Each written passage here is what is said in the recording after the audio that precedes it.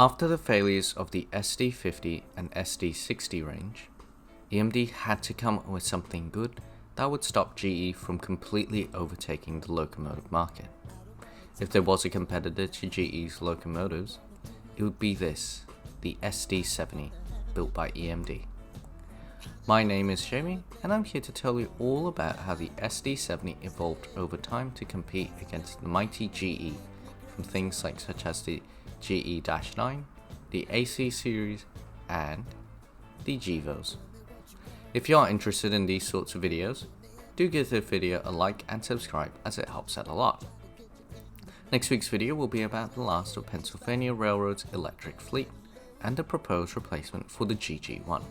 So tune in next week to find out more. The humble SD70 begins with the disappointing sale of the EMD 50 and EMD 60 series. The SD50 was supposed to ensure EMD's domination against GE's -7 series. The -7 series had the C36-7 and B36-7, which both produced 3600 horsepower, 600 more horsepower than the current SD40-2. To compete with this, EMD needed a new locomotive that was able to produce this amount of power without being a fuel hog.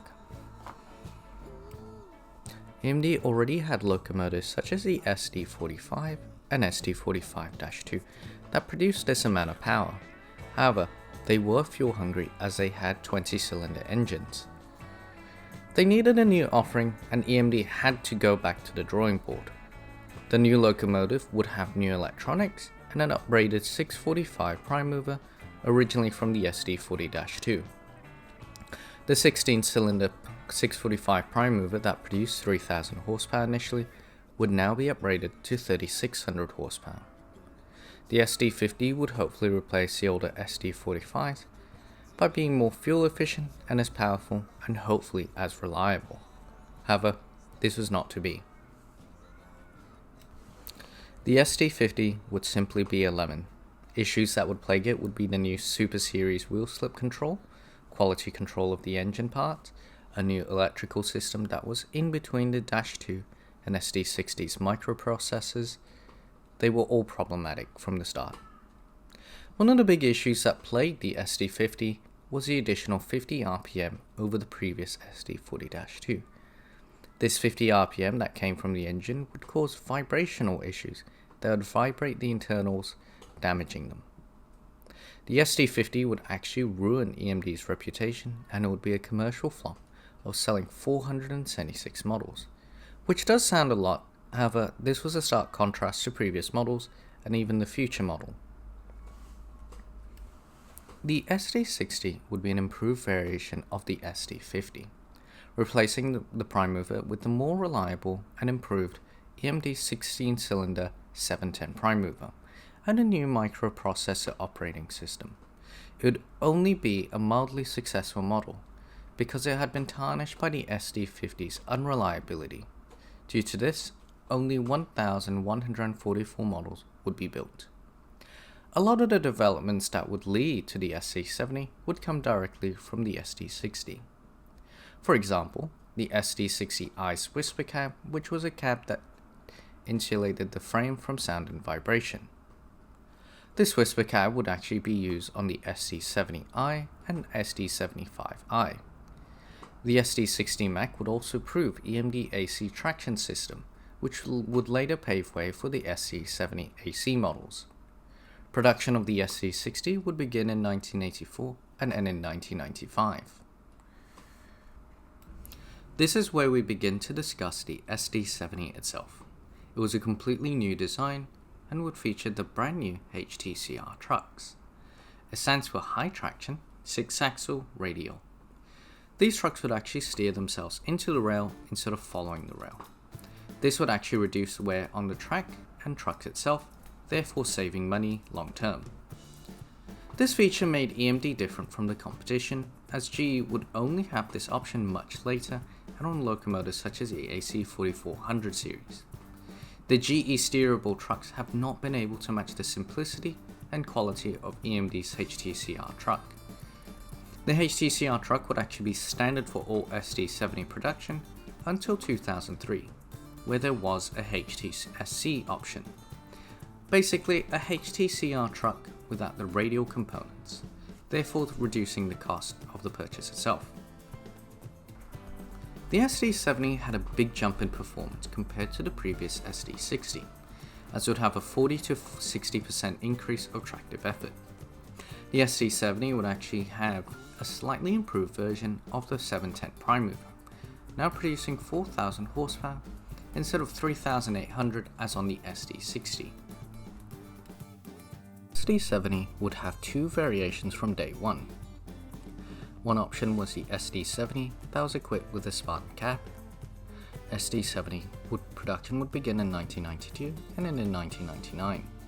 24 would be ordered by Conrail, 40 by Illinois Central, after 56 would be ordered by Norfolk Southern. 2 would be also exported to Southern Peru Copper. Despite Conrail ordering some, I don't ever believe they ever reached Conrail in time before Conrail was split between CSX and NS. However, it's important to also consider that they were shopped in Conrail livery. However, they were fitted in the NS style of equipment and sort of specifications there. The SD70M would be incredibly popular, slowly gaining back some of the lost ground that had been lost to GE.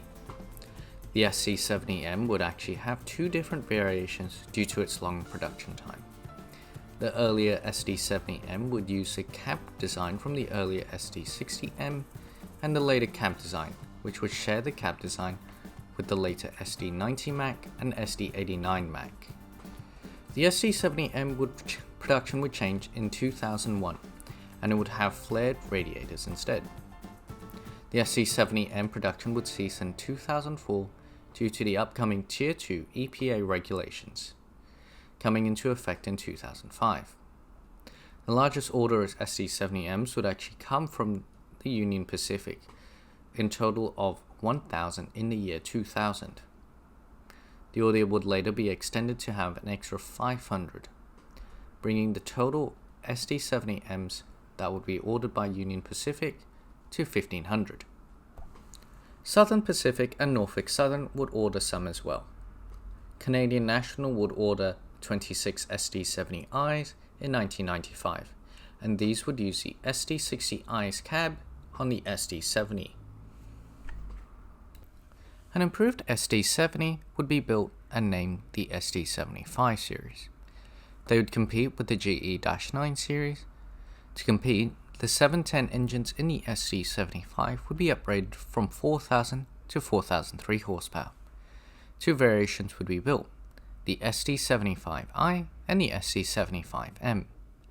The SD75I would be built with the Whisper cab, and the SD75M with the Comfort cab. The easiest way to tell if it is the Comfort cab or the Whisper cab is the seam between the nose and the cab. 51 would be ordered by Santa Fe, 51 SD75Is would be ordered by BNSFF. 175 would be ordered by Canadian National. In total, 280 SD75s would be built. The SD70 Mac would be the first of many AC-powered SD70s. It would compete with the GE AC4400CW. The SD70 Mac would use three-phase AC motors, while the regular SD70M would use DC motors. The SD70 Mac would actually initially produce 4,000 horsepower and later be upgraded to 4,300 horsepower later in production. Alaska Railroad would request for head and power to be fitted to its SD70 Max to allow it to be a dual-purpose locomotive. It was that good that they would order more after production would cease in 2004. Production would end in 2007, however, it would be replaced by the AC models in 2004 in the catalogue. With the Tier 2 restrictions coming in 2005, changes would be coming to the productions of the SD70s and all other domestic market diesel locomotives. The SD70s would need to change and improve in order to cope with the Tier 2 emissions restrictions. To achieve this, it would actually reduce the burn time and reduce the temperature in the cylinder. Remember, The main focus of these emissions restrictions was to actually reduce the amount of nitric oxide being emitted. The question is, if the SD70 was so good, why is this equal? Well, I'd actually like to introduce you to the SD70M-2. The SD70M-2 would be the Tier 2 variation of the original SD70M. It would improve on the electronics of the original SD70M while also being compliant with the EPA. Interestingly enough, this would actually be the last factory-built DC traction built and rebuilt by EMD, as all future SD70 rebuilds or factory fresh models would be built using AC motors. The two largest groups ordering the SD70M-2s would be the Canadian National, who would order 190, and Norfolk Southern would order 130. The SD70 Ace would take over from the SD70 Mac. Initially, the Ace would produce 4,300 horsepower, and with the Tier 3 engine models, they would actually produce 4,500 horsepower. A big improvement over the Mac was actually having a traction inverter for each axle, instead of having one per truck. Why is this such a big deal? If a traction inverter failed on a Mac, it would mean that an entire truck would not be able to power. On an Ace, if that issue happened, it would disable one axle from powering. In comparison, this means that a single inverter failure would be 50% versus 12.5% on the Ace instead. The Ace is currently not for sale for most American railroads due to the Tier 4 EPA restrictions. However, it is still in production for Mexican railroad companies and those who have Tier 4 credits. The ACE would be superseded by the Tier 4 compliant ACE T4. The T4 would be the biggest change for EMD since the EMD SD60. The reason for this is a new engine used in the T4. It would use the EMD J series engine. This engine was a 4-stroke engine with a 2-stage turbocharger. This system would allow for a higher power throughput with a broader RPM range. While the J engine is technically a brand new design, it would build upon the much older H series engine, the one that was found in the SD90 Mac. While these engines had faults, they were more fuel efficient and powerful. In order to be Tier 4 compliant, it would actually use an exhaust gas recirculation. It would basically recirculate the exhaust gases back into the combustion cycle.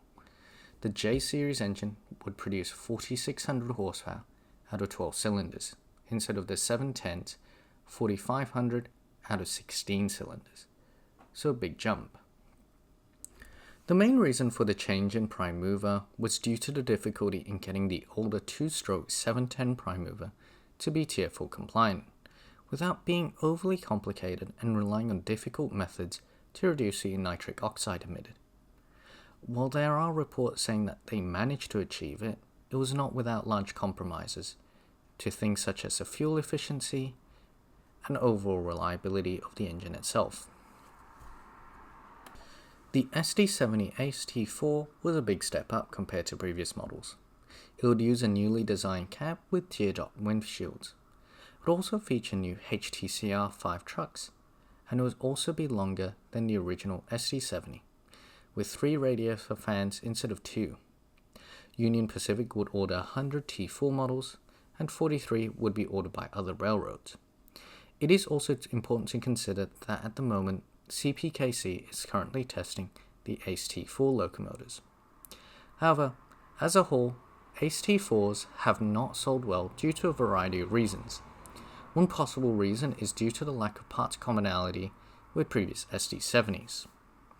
Previously, even with Aces and M-2s, there was a parts commonality. However, with the Tier 4, it is simply a new locomotive, despite the name suggesting it is an SD70. Speaking as an outsider who hasn't worked on freight locomotives, I believe that these locomotives would have had a bigger chance of succeeding if they weren't named SD70, as this leads to the simple expectations that you'll be working on similar equipment when a vast majority of the SD70 T4 is a big jump up compared to the previous Ace models. Things like computers, engine, even things like the length, they're just different. and it's better to treat this as a completely separate locomotive rather than a modification of the previous. Now let's discuss the rebuild. Currently, EMD has actually been busy rebuilding and updating older locomotives such as the older SD70M-2s and the retired SD90 series. A big part of this current trend is actually swapping out older DC traction motors for newer and more powerful AC traction motors. So I'll discuss the two big projects here. Currently, EMD has actually been very busy rebuilding and updating older locomotives such as the older SD70M-2 and the retired SD90 series. A big part of this current trend is actually swapping out older DC traction motors for newer and more powerful AC traction motors. The SD70 ACU has become a big rebuilding program for both Canadian Pacific and Norfolk Southern. Norfolk Southern would actually begin their own program in 2016 to update the SD90s. The improvements would be a new isolated SD70 ACE cab, new electronics, rear ditch lights would be installed, and all would be ballasted to 432,000 pounds. Interestingly enough, this program would not actually focus on the engine, as only some of the original NS SD70 ACUs would be upgraded to 4,500 horsepower, and only some would be upgraded to the Tier 1 Plus emission standard. One part to consider is that the original Siemens traction motors still remain. 110 SD70 ACUs would be built by Norfolk Southern. Canadian Pacific would actually take a similar program to this, however, they would be rebuilt by EMD themselves. 60 ACUs would be upgraded for Canadian Pacific by 2019. In 2021, 40 SD90 Max would be purchased from Union Pacific for the CP to be rebuilt into the SD70 ACU. Norfolk Southern would also rebuild their original SD70s from the 90s into a modern locomotive, replacing the old standard cab with the new safety cab from EMD, like the one on the T4, replacing the older DC traction motors with newer AC motors. All the older electrical equipment would also be replaced. And just like the ACU, it would also be ballasted up to 432,000 pounds. Unlike the ACU, the prime mover would actually be upgraded to 4,500 horsepower. Metra has also reached out and purchased 15 rebuilt SD70 Max. Their improvements would be the inclusion of head-end power to power passenger cars and upgrades to the prime mover to meet Tier 3 emissions regulations. This rebuilding scheme would also allow Metra to purchase another 27 in the future. One difference compared to the original SD70 is 2 traction inverters have been repurposed, one for backup and the other to be used for head-end power. This means that 2 axles are now unpowered, and these are the 2 axles closest to the fuel tank. Due to the success of the new Metra locomotive, they have purchased 9 more to replace older locomotives. However, due to the success, I do expect them to buy the rest of the 18. SD70s have managed to have some of the most special liveries over the years. Many of these have actually become very popular for model railroaders to collect, and of good reason to chase trains. The most recent of special SD70 liveries would be Canadian Pacific's 10 special liveries, where they celebrated the armed forces of North America and Canadian Pacific's heritage. My personal favorite of this is 6644, which celebrates the D-Day landings by mimicking a Spitfire's camouflage with invasion stripes. Personally, I'll be pre-ordering one of these. Not sure how much it will cost, but I'm going to put the money down because I like it that much. That's how much I like it. Currently, I've actually got a few of the model SC70 Aces in their special liveries. I've got the ACU in the special Canadian Pacific Heritage Scheme, and I've got the one railroad scheme from Union Pacific. Personally, I love it. I think it looks really cool, but I'd like to get the Army one as well, the Armed Forces one from Union Pacific. I think they just look fantastic. These are genuinely my favorite modern day diesel locomotive for sure. Export, domestic, I just like them. And to be honest, I actually do hope I get to drive one of these things. I've really only driven electrics before, and honestly, I think diesels actually seem pretty cool to me. In my area, we actually do have an export variation of the SD70 called the GT46 Ace. Technically, they're not a variation, they're very similar though. They are kind of related, they're like cousins.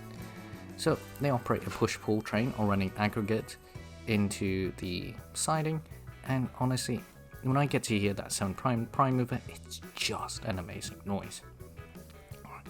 Yeah, just here. Alright, so before I go on, I'll keep going on about SD70s, because I'm sure you probably get sick and tired of me saying the word SD70 at this point. I do want to thank you for watching this video, as it does help out a lot and I really do appreciate it.